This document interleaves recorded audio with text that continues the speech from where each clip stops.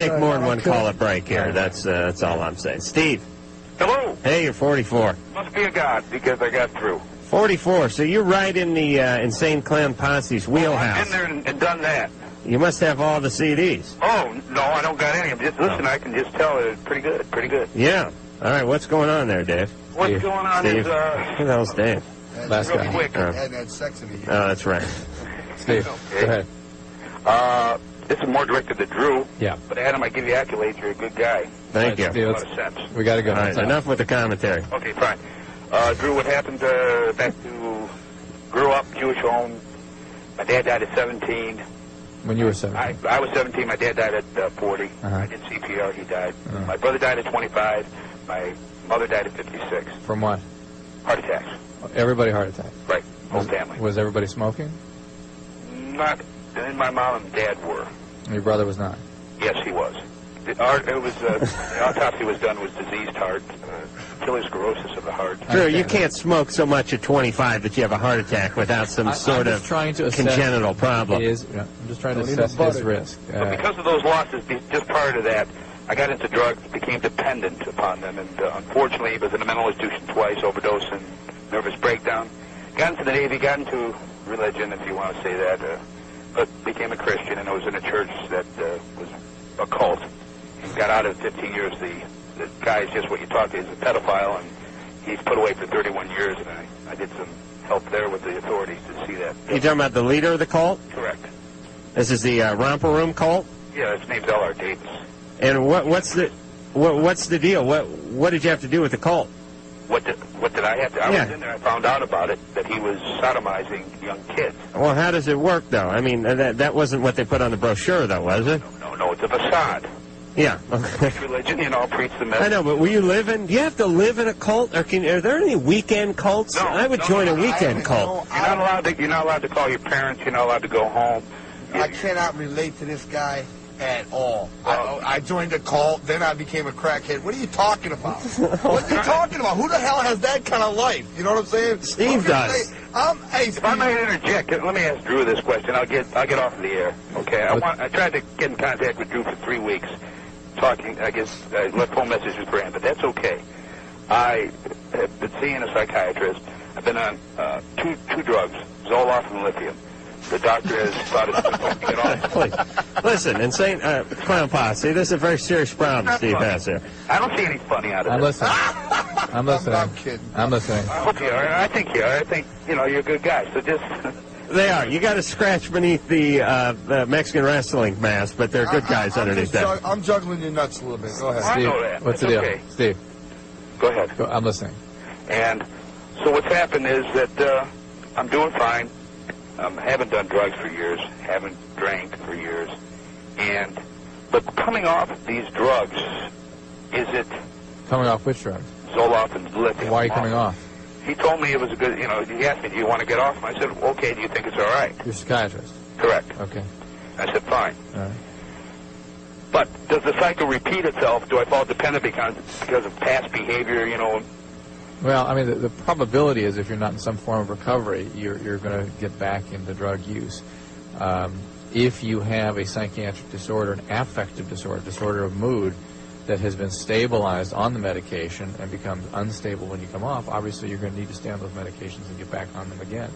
He had a question about the heart disease. I'd like to answer that. Oh, but for Christ's sake, he spent 5 minutes getting to, and then he went with another question. We're talking about sex. All right, hold on a second. Hold on. All right, everyone quiet down. Let me deal with Steve. Steve, do you have a question about your potential heart condition? Yes. What is it in 20 seconds? Go. 20 seconds. Am I susceptible? Yes. Have you had your cholesterol checked? Yes. And it's fine right now. Did your other family members have high cholesterol? Yes. Okay, so Right. there's a familial You're fine. hypercholesterolemia that sometimes can be milder in some of the offspring. Right. You have to follow it very carefully. All right, so stay on it, Steve. You still realize have the some problem. substantial risk, particularly with your drug history. Evan, Yeah, hi, how's it going? you're 18. He should have a treadmill Yeah, test yearly. Yearly treadmill test, Dave, please. I was calling He's up out to of his talk butt to 'cause he Insane don't know Clown what the hell Posse. he's talking about. He should have a face in the ass test as well. If he's taking Zoloft, you know what the hell's Zoloft? Keep your nutsack out of your butt. Keep your nutsack out of your butt crack, and everybody be happy. Wait a minute. I got the name of the next CD, The Great Zoloft. Sounds like a wrestler, brother. All right, Evan, you have a question for the Insane Clown Posse? Yeah, I was wondering if their videos are ever going to go for sale. Yeah, they're filming right now, as Shags is my witness. They're filming a movie right now. Is it Hour-long movie, brother. They have got this documentary crew following us around everywhere. They've been following us around for like 2 weeks. They're filming a movie on us, and it's gonna air on MTV. Is it true you guys got sued by Disney? Don't worry about that, brother. Hold on, those are federal marshals, so that's not a documentary crew. I don't want to burst your bubble. What is up? Well, hold on a second, Evan. What was up with Disney? No, they didn't want to talk about it. It's the one thing they just... Oh, they I did? don't know about that. Next question. Where the hell was I when that happened? Listen, I'll just say what I know, and if I'm wrong, I'm wrong. The album was supposed to come out some months ago. They were on a label that Disney owned in some part, and Disney decided that this isn't something they wanted to be a part of, so they had to wait to the album. They had to postpone the release and find a new label. No. Yeah, you know all about the world of sex and love, but you know nothing about the Dark Carnival, brother. You're right. This is what happened. Let me educate you as you guys have educated me. Please. The deal is this. We were releasing an album on Hollywood Records owned by Disney. The day the album came out, Disney yanked it off the shelves because of the explicit content and the vulgar language used on the album. Well, so far, I'm right. But what really happened, it came out. All right, it came out today. It sold, That's a big difference, It was on brother. the market for 6 hours and sold 50,000 records. Jesus. That's pretty good. Yeah. And anyway, so Disney yanked it off the shelves, and then now we got into a bidding war with all these record companies, and we decided to go with Island Records because it has at least 50 hot chicks working there, I swear to you.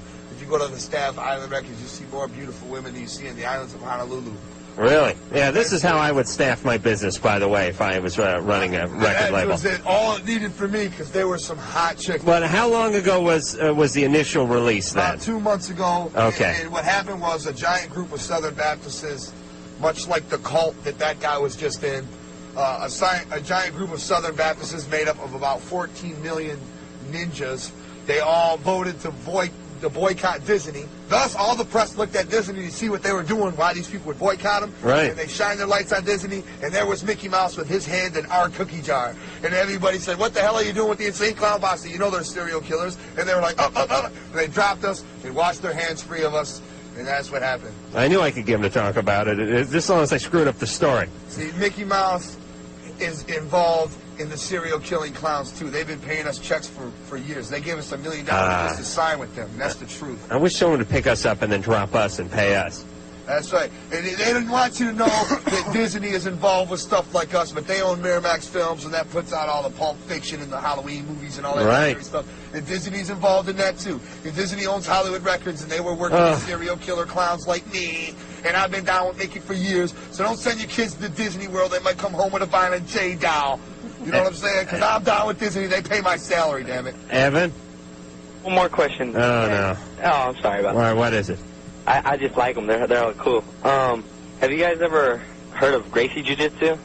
What's that, brother? That's a form of wrestling. Have you ever seen the Ultimate Fighting? Yes. Hey, I know all I about heard it. of the Wicked Clown Ninjutsu, brother. That's right. Gracie Jiu-Jitsu sounds like sex. Sounds like a form of sex I practice greatly. No, it's when they have those Ultimate Fighting Championships. It's the Gracie family that ends up winning it. Those because you just bear hug some dude. 185-pound guys from Rio de Janeiro or something that basically wrestle these 300-pound guys to the ground by twisting their ankles and it's the whole thing. But they always end up winning. And the most boring fights to see, though. You know, you want to see them walk in and punch somebody in the face. Right. I'm with metal you. Chair drop kick. Listen, unless there's a folding chair involved, it's not a real sporting event. Chairs, barbed wire, thumbtacks. That's wrestling in 1997, brother. Pat. Yeah. You're 18. What's up? I have 2 questions. Ask the first one. Okay, the first one's for the ICP. Uh-oh. What's up, Pat? Shoot. I have much clown love, let me tell you. West Side!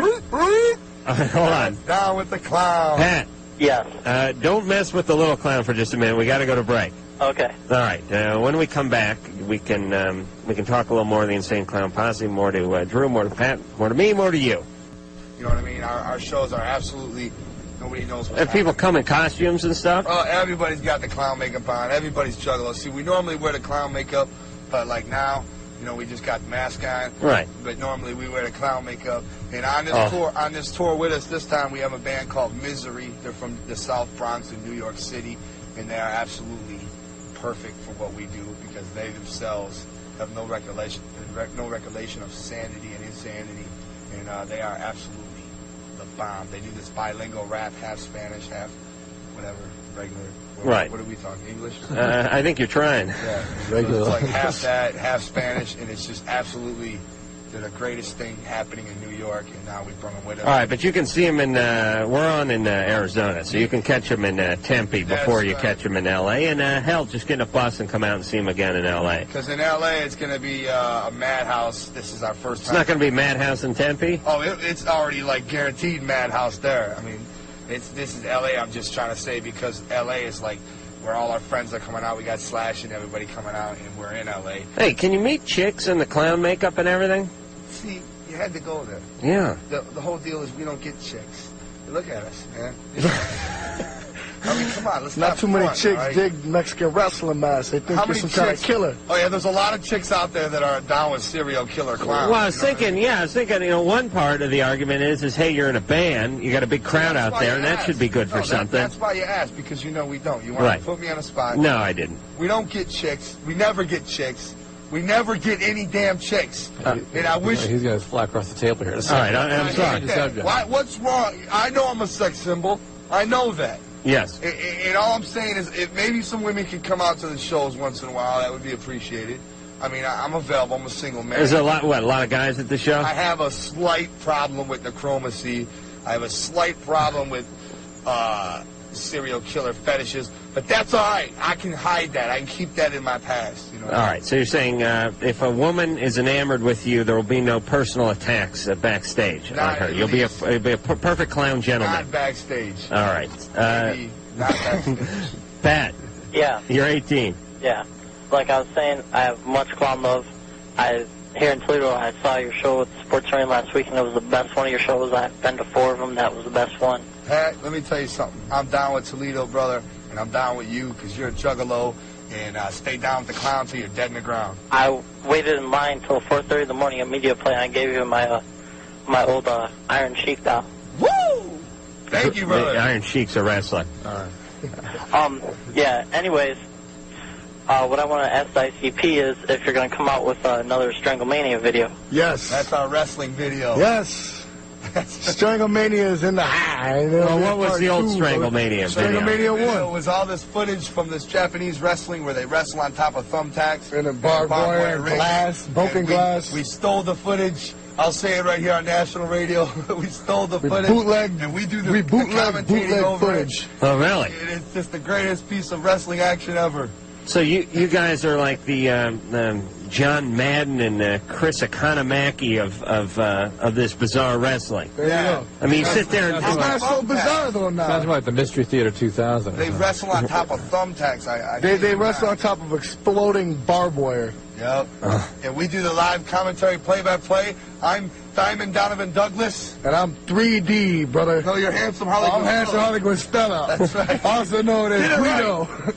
Yeah, there'll be a volume 2 coming out one day. Just hang on to your nuts. It's coming real soon. Alex. Yeah. Alex, you're 17. How's it going? Good. What's going on? Watch your throat, brother. I have one question, not for the ICP. That's right. We'll answer it anyhow, brother. I got a question for Adam about them.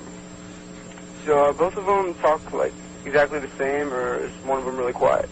You talking about Jay and Shags? Yeah, I only heard one of them talking this whole time. Well, Jay talks a little more than Shags. Oh, for real? But they're both doing a fair amount of talking, although I'd say Jay was doing the line ones share. You got to look out for, brother. Now, that would be Shags. You ain't noticed. I ain't said none in a while, you know. That's Shags. Clear some of that wax out of your ear, brother. You won't have no trouble hearing Get that phlegm out of your throat. In Dolby Stereo. Okay, that was Drew just talking. You have any other questions, Alex? Yeah. All right. I was wondering, because I smoke weed a lot, and I was wondering what effects that has on my immune system. I know of no specific defect of immune function, with the exception that daily marijuana smokers almost always have chronic bronchitis. That's me. And that's probably not an immune issue so much as airway damage. And there's a growing consensus that emphysema and